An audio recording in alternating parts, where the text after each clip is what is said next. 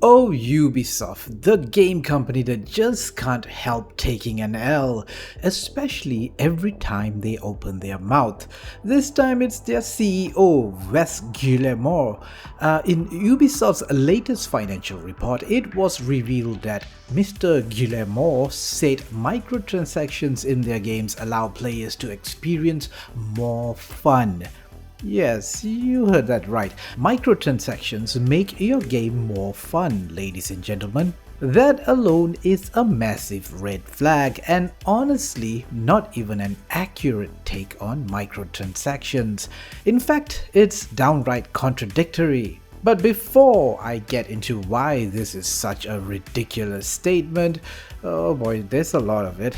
Let's take a closer look at what he actually said. He went on in the report with this gem: the adoption of monetization and engagement policies that respect the player experience and are sustainable in the long term. At Ubisoft, the golden rule when developing premium games is to allow players to enjoy the game in full without having to spend more. How true is that really? Ubisoft says you don't have to spend money in their games. Keep your money if they don't want it.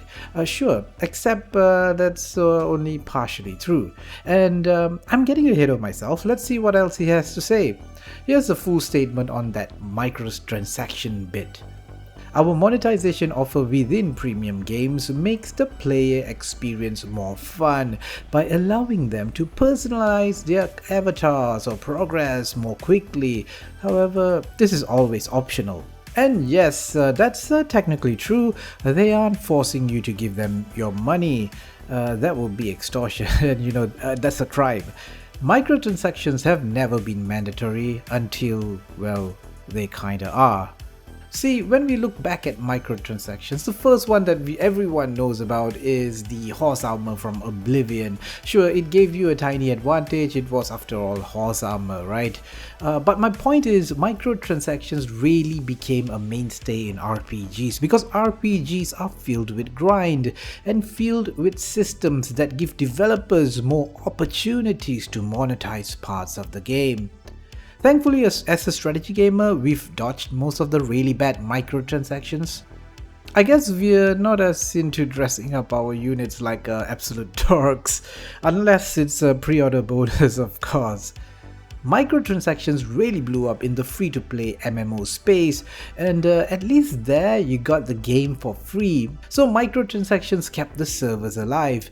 I remember playing that absolutely brilliant Lord of the Rings online. Remember that?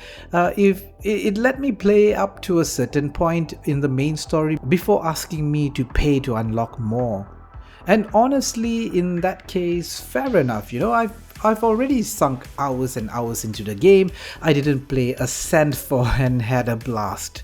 But here's where Ubisoft really ticks me off.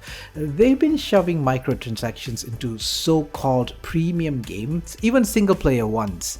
And it's not just goofy cosmetics. No, we are talking about stuff that literally accelerates or speeds up your progression in the game. XP boosts in Assassin's Creed. I remember seeing them all the way back in Unity even, and of course it became a hot topic with Odyssey and Valhalla. But here's the real problem with microtransactions. They force game companies to design the game in a way that makes things inconvenient, unless you pay. Don't tell me this hasn't happened before. How grindy were the Assassin's Creed before Shadows were, Wouldn't it be easier to just buy an XP boost, skip the grind and get to the fun? And why is it that premium games, $60 or even $70 games, don't get any ideas there Ubisoft, are constantly pushing me towards their in-game store? In a single player game, they design the UI to shove their store in your face. Sure, it's optional, but really, they really want your money. So when Ubisoft or Mr. Guillemot says microtransactions make the experience more fun, why don't they just make the actual game more fun? For everyone. You're telling me you spent hundreds of millions of dollars, massive development teams on these games, yet somehow I need to pay extra for the game to be more fun? You see, the problem here, this is exactly why microtransactions in single player games are dangerous. You've already paid full price for this.